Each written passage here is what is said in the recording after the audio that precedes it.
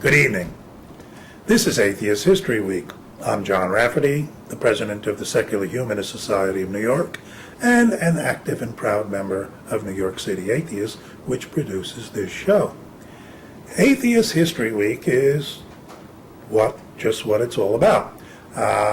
Each week at this time, we look at famous, infamous, not so famous people in the history of free thought, of atheism, agnosticism, secularism, rationalism, humanism, whatever have you-ism, who made significant contributions to free thought philosophy or events.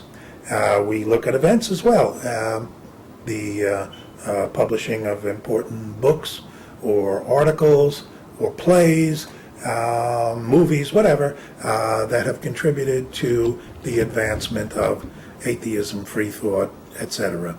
And we look at significant events like burnings at the stake, religious riots, and all the other fun and games associated with religion through the ages. We ordinarily deal with quite a few people each week. This week's going to be a little different because August 11th is the birthday anniversary of Robert Greene Ingersoll.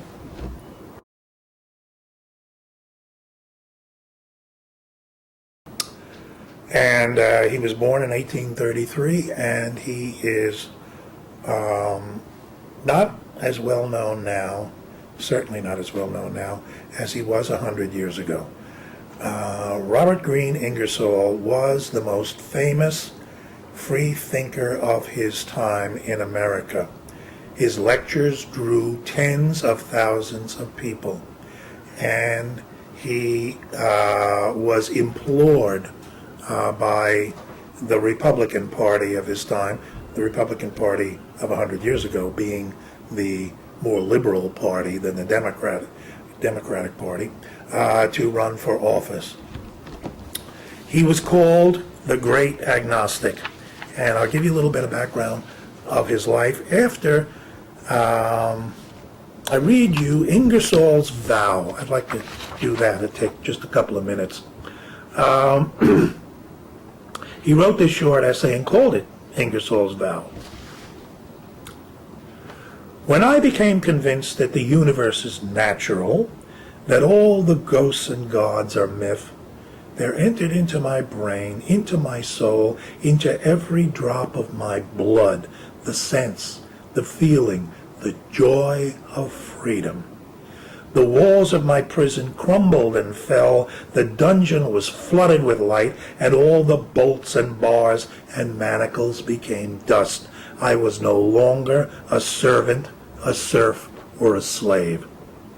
There was for me no master in all the wide world, not even in infinite space. I was free, free to think, to express my thoughts, free to live to my own ideal, free to live for myself and those I loved, free to use all my faculties, all my senses, free to spread imagination's wings, free to investigate, to guess and dream and hope, free to judge and determine for myself, free to reject all ignorant and cruel creeds, all the inspired books that savages have produced, and all the barbarous legends of the past, free from popes and priests, free from all the called and set apart, free from sanctified mistakes and holy lies, free from the fear of eternal pain, free from the winged monsters of the night, free from devils, ghosts, and gods. For the first time I was free. There were no prohibited places in all the realms of thought, no air, no space, where fancy could not spread her painted wings, no chains for my limbs, no lashes for my back, no fires for my flesh, no master's frown or threat, no following another's steps, no need to bow or cringe or crawl or utter lying words. I was free. I stood erect and fearlessly, joyously, and faced all worlds. And then my heart was filled with gratitude, with thankfulness, and went out in love to all the heroes, the thinkers, who gave their lives for the liberty of hand and brain, for the freedom of labor and thought. So those who fell in the fierce fields of war, to those who died in dungeons bound with chains, to those who proudly mounted scaffold stairs, to those whose homes were crushed, whose flesh was scarred and torn, to those by fire consumed, to all the wise, the good, the brave of every land, whose thoughts and deeds have given freedom to the sons of men. And then I vowed to grasp the torch that they had held and hold it high, that light might conquer darkness still. Robert Greene Ingersoll, born August 11th in 1833. Born in Dresden, New York, the house he grew up in is now a shrine. He was the son of an impoverished itinerant pastor, and he later recalled his formative church experiences. The minister asked us, he wrote, if we knew that we all deserved to go to hell, and we all answered yes. Then we were asked if we would be willing to go to hell if it was God's will, and every little liar shouted yes. No college for him. His family was poor, but he became an attorney by apprenticeship, and fought in the Civil War, as a matter of fact, as a colonel, fighting in the Battle of Shiloh. And went back to law after the war, and in 1867 was appointed Illinois' first Attorney General. His political career was cut short by his refusal to halt his controversial lectures. He didn't just talk about free thought, but he lectured, self-taught. His repertory included 3 to 4 hour lectures on Shakespeare, on Voltaire, on Robert Burns. But the largest crowds turned out to hear him denounce the Bible and religion. Remember, we're talking about the days before motion pictures, radio, television, the internet, Twitter, Facebook, all the rest of it. People's entertainment outside the home, where people sang together, or if they were well-to-do, played the piano and sang. People's entertainment outside the home was to go hear speakers. And people would sit for a 3 or 4 hour lecture on the poet Robert Burns, if the speaker was an interesting speaker, like Robert Greene Ingersoll. People were used to 2 hours. That was considered a short one. Ingersoll was one of the most popular speakers of his time, and certainly the most popular free thought speaker. His speaking fees could run as much as $7,000, and you're talking about the late 19th century. What is that worth today? 70,000 rather than 7? I would say probably easily. Point was, though, he packed the hall, and the people who produced his lectures They made their money. They were very happy. He traveled the continent for 30 years, always to capacity crowds. He pulled over 50,000 people to a lecture in Chicago, which was 40,000 more than the exposition center could hold.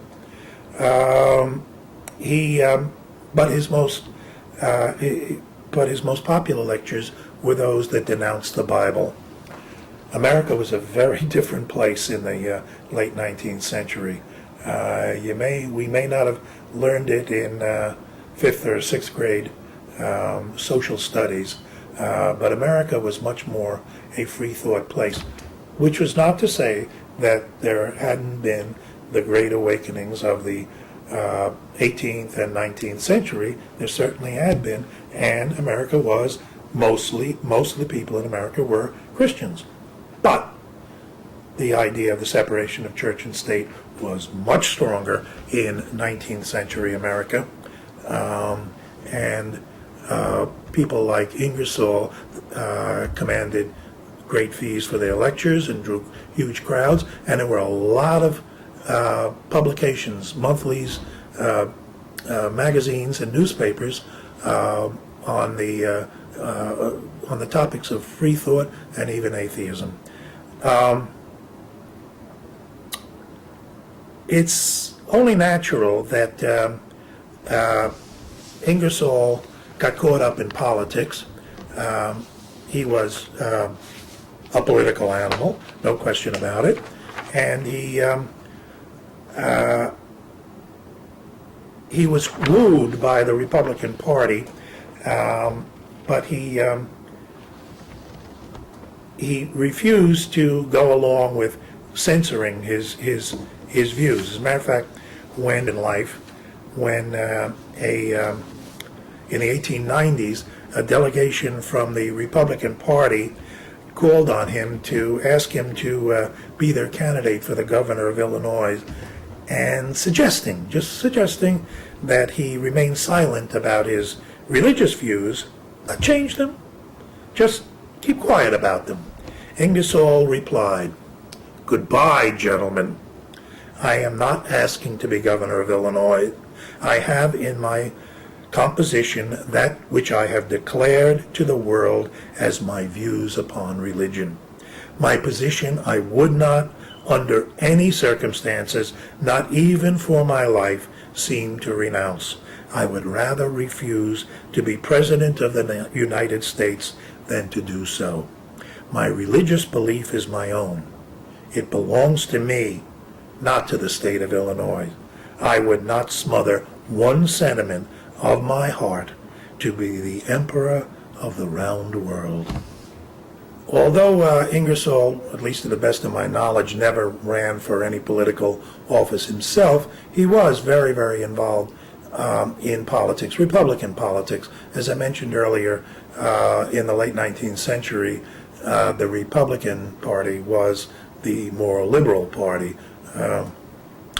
Paradoxically, also, even then, the party of big business, but nevertheless, they much more progressive than the Democratic Party, which was still clinging to the racism of the South, where their base was. Things have exactly flipped over in less than 100 years. At any rate, though, Ingersoll was so popular a speaker that he was courted not only by delegations from Illinois to run for governor, but he was enticed to work for the presidential ambitions of several Republican candidates during the late 19th century, including Blaine, who didn't make it, and Rutherford Hayes, who did, and William McKinley, and others. But matter of fact, in 1876, Ingersoll spoke at the Republican convention and was the man selected to put Blaine's name in James Blaine's name in nomination, and his speech was called "Thrilling," and it almost produced an upset at the convention, but nevertheless Blaine lost the nomination to Rutherford B. Hayes. And Ingersoll turned right around and worked for Hayes. He campaigned strenuously for Hayes, pulling in audiences in the tens of thousands as he spoke in the open air as they campaigned, as the campaigns went on. He was also, as I say, a friend of William McKinley, and he was a frequent visitor to the White House, and as a matter of fact, he was called Pope Bob by some of the Republican kingmakers and Republican Party insiders in terms of his influence upon the presidents. He was a funny speaker as well as an interesting one, and his impiety was often comical, and so much so that Francis Wilkinson, writing in the Times about a year ago, said that probably cost him an ambassadorship or a cabinet post, because he was too quick with the comic quip. But in Victorian America, that was supposedly repressed and high button, Ingersoll was not only tolerated, he was celebrated and awarded respect and honors. Mark Twain called him a master, and Walt Whitman described him as a bright, magnificent constellation. Ingersoll struck a chord that reverberated throughout the cultural elite, but also was an interesting enough speaker that he drew tens of thousands of people to pay money to listen and to laugh and to learn at the feet of the great agnostic, as he was called. Many of those people who turned out didn't share his views at all, but they loved listening to him. He married Ava Parker, and Ava Parker Ingersoll was a rationalist herself, and he called her a woman without superstition in dedicating his first free thought book to her. They settled in Peoria, Illinois, which is where they lived when he was not on the road, and later relocating to New York. And he was a devoted family. Nice example of his humor is his lectures with titles like Some Mistakes of Moses. It had the evangelicals of his time apoplectic, and they were constantly trying to find ways to sully his reputation. But he was a devoted family man and a basically decent guy who was not talking out of one side of his mouth and doing something else like some politicians today. As a matter of fact, evangelicals even went so far as to organize a national day of prayer for his conversion. He thanked them for their concern. And later on, they managed to spread a lie that,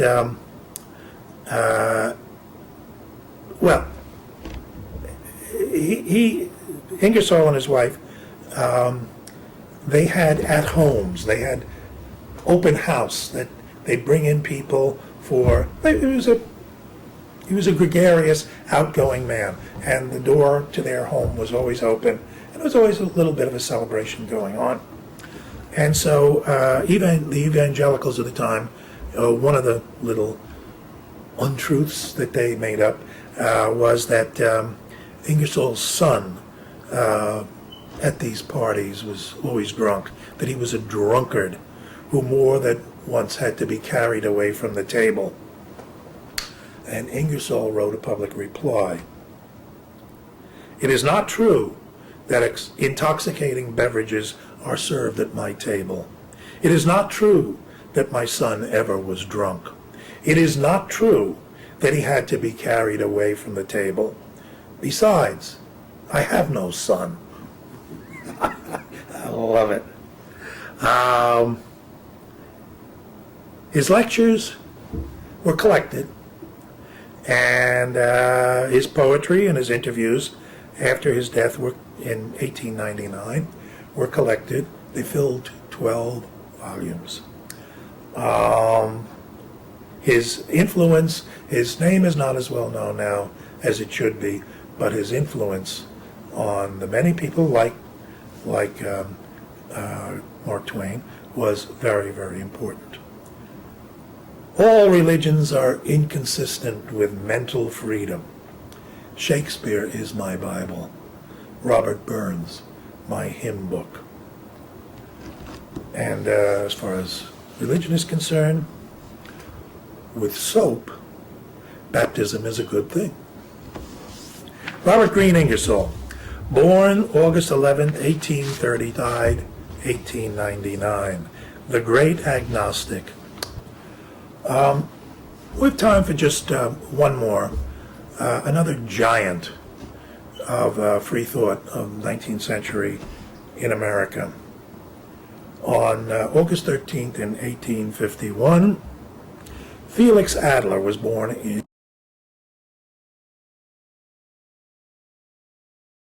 Germany, the son of a Reform rabbi. And he came to the United States and to New York City at the age of 6. Felix Adler, of course, is the founder of the Society for Ethical Culture. He graduated from Columbia College, returned to Germany, got himself a PhD at the University of Heidelberg, and he was welcomed to Cornell University, where a chair was endowed for him in Hebrew and Oriental literature. He developed some broad liberal ideas about God and education, and in 1876 he was invited to give a lecture to a group who were interested in his ideas of a creedless ethical movement, a moral, quote, universal, unquote, religion without a deity. And it's that audience. We propose entirely to exclude prayer and every form of ritual, to occupy that common ground where we may all meet, believers and unbelievers, be one with us where there is nothing to divide in action. Diversity in creed, unanimity in the deed. By 1877, New York Society for Ethical Culture had been incorporated, and it went on to do many good works, social reforms such as model tenements, free kindergartens, free legal aid to the poor, and child labor laws. He's published his lectures, many publications of his lectures. Adler was exceptionally important in the development of free thought in the late 19th century. And at the founding address for the New York Society for Ethical Culture on May 15th in 1876, he wrote and said,